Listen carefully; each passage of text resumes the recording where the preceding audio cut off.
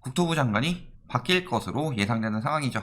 기존에 김현미 장관이 일산 쪽 출신인데 오히려 안 오르다가 이번에 퇴진하려고 하니까 오른다.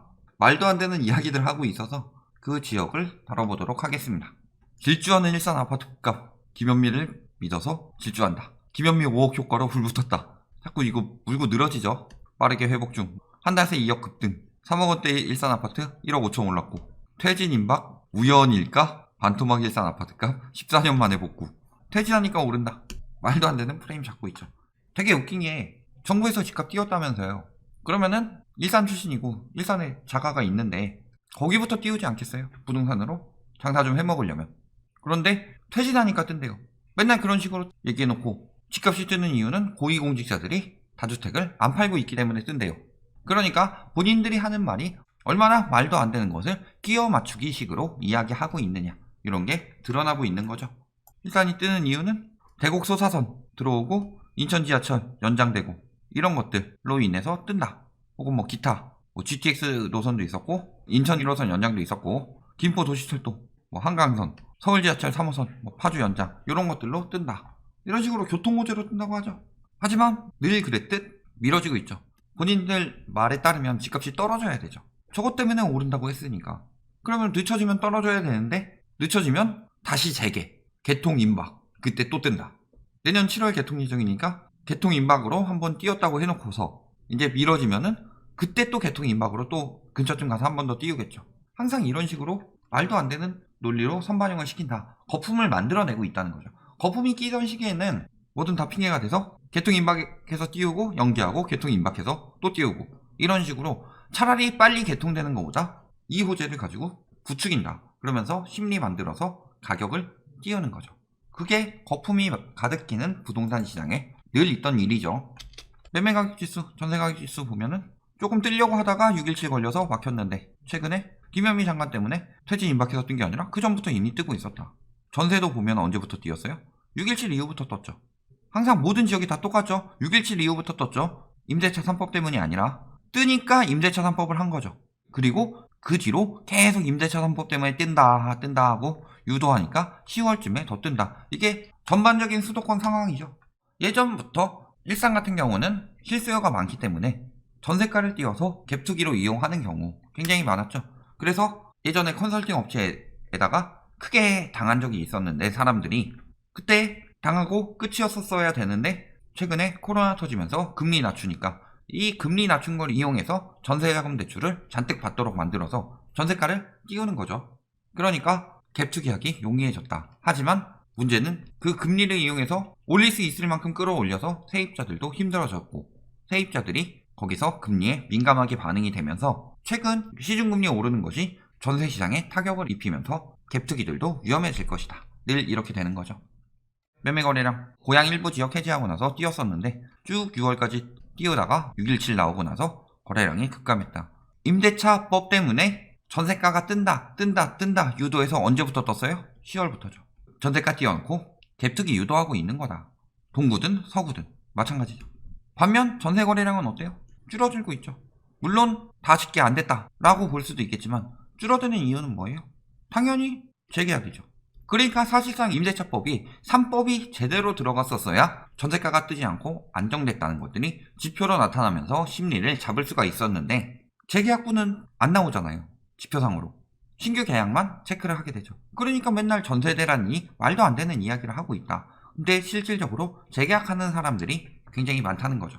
그런데 이런 부분에 대해서는 절대 보도를 안 해주는 것이 언론의 실태다. 자, 그러면서 전세난 심화, 계속 오른다. 1119 전세 대책을 내놓았으나 당분간 이어질 가능성이 높다는 전망. 자, 이 전세 대책이 영향을 준다라는 언론을 본 적이 없습니다. 빌라 전세 사는 사람 없을까요? PD수첩에서 다룬 내용 혹은 저희가 빌라 영상 만들면서 많이 다룬 내용들 보면은 빌라의 전세 굉장히 많이 들어오죠.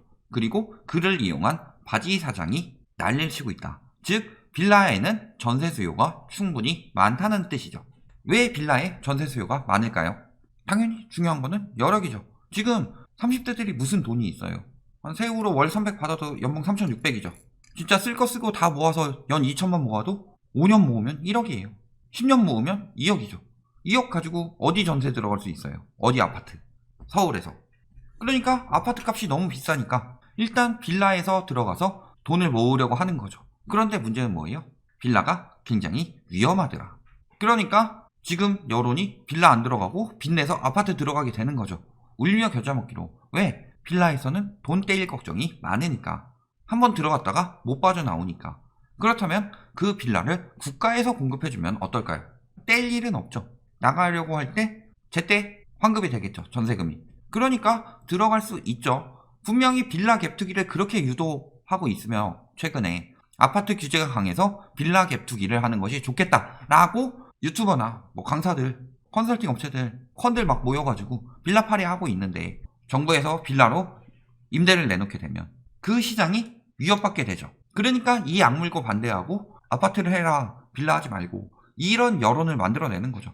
근데 아파트 지금 하면 언제 공급돼요? 내년 입주가 잠깐 줄어드는 거지 2022년, 2023년, 2024년에 입주가 적냐? 절대 그렇지 않죠.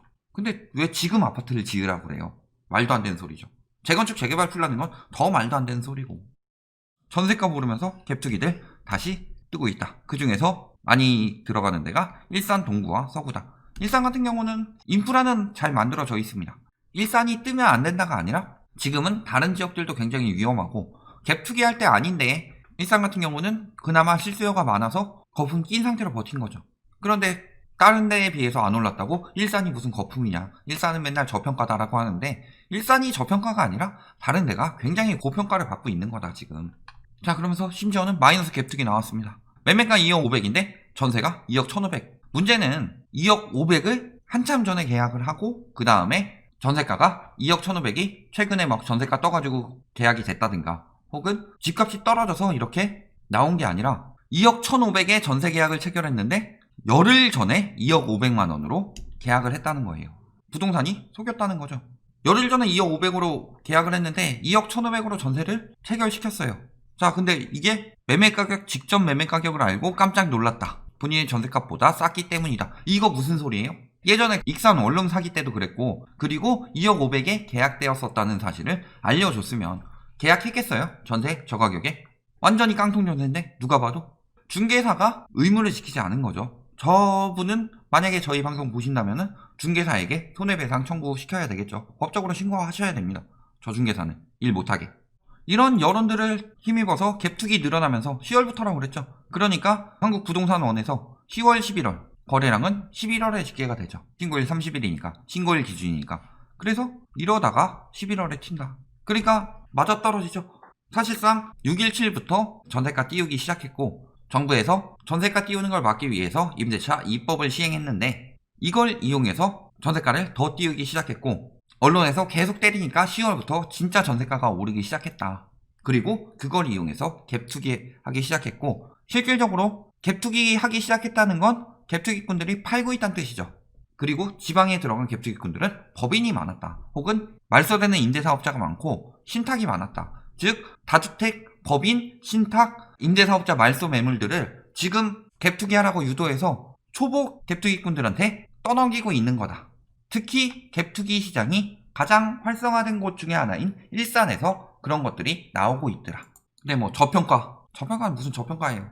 일산도 고평가인데 인근에 막 가격 뜬데 예를 들어 파주나 뭐 김포 이런 데들이 말도 안 되는 고평가로 떴기 때문에 상대적으로 저평가로 보이는 거지 저평가는 아니죠 절대.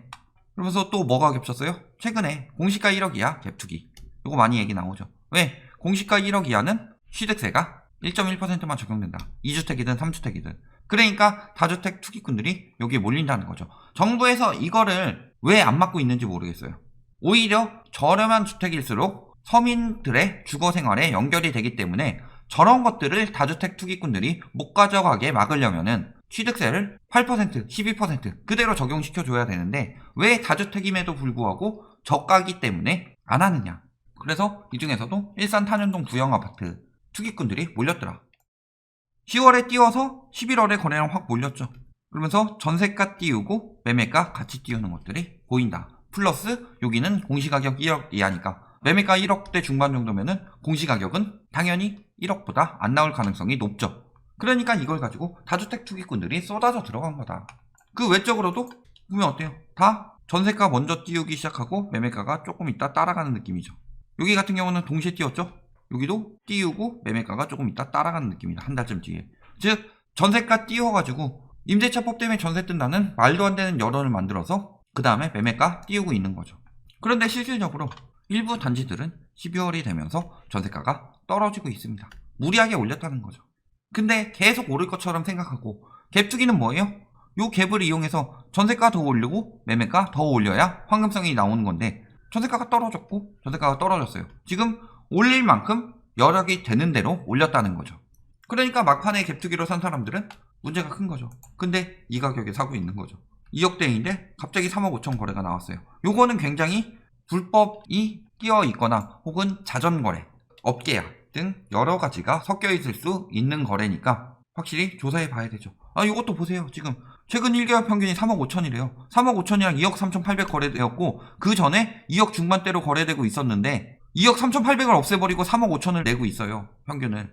그러니까 이 사이트가 굉장히 투기를 조장하는 사이트다. 댓글 달리는 것만 봐도 뻔하다. 이렇게 보이는 거죠.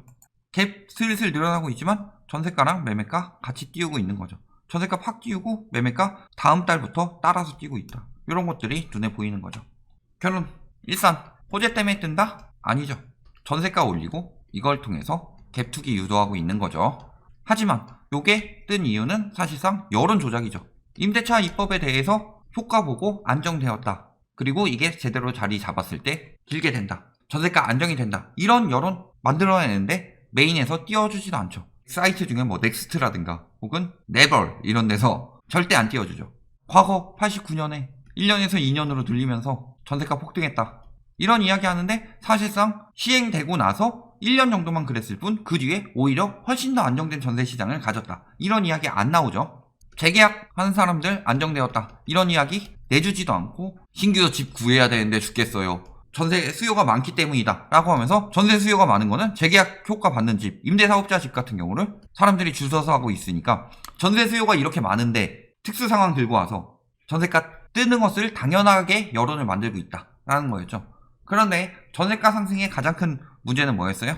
임대차 입법 때문이 아니라 저금리 이용해서 전세자금 대출 80%에 안 되면은 신용대출 20%까지 받아서 자기 돈 한 푼도 안 들이고 전세를 구한다. 그래도 나가는 돈이 월세보다 저렴하기 때문에 이렇게 하는 거죠. 자기 돈 한 푼도 안 들이니까 마구 띄울 수 있는 거죠. 그러니까 전세가 띄우기 들어갔다. 사실상 지금 전세자금 대출을 억제해야 되는 상황이지만 그렇게 되지 않더라도 지금 시중금리가 올라가고 있죠. 시중금리가 인상되게 되면 영끌 전세가 사라지게 되면서 전세가 상승으로 인한 갭투기 띄우기는 점점 더 사라질 것이다. 전세가가 영향을 받기 때문에. 따라서 다른 것보다 최근 갭투기로 많이 띄웠던 일산 같은 경우는 지금 이미 시중금리 인상되고 있고 여기에 플러스로 나중에 기준금리까지 올라가게 되면은 초저금리 언제까지 유지할 수는 없죠. 자산시장 거품이 끼니까. 그렇게 되면은 가장 영향을 받을 것 중에 하나다. 다만 최근에 뜰 때 들어간 사람들이 피해를 가장 크게 보는 거고 안 뜰 때 들어간 사람들은 그래도 타 지역 엄청나게 떠가지고 엄청나게 가라앉는 그 지역보다 영향을 그나마 덜 받는다 뿐이지 여기도 위험한 시장이다. 요 점은 꼭 알아두시기 바랍니다.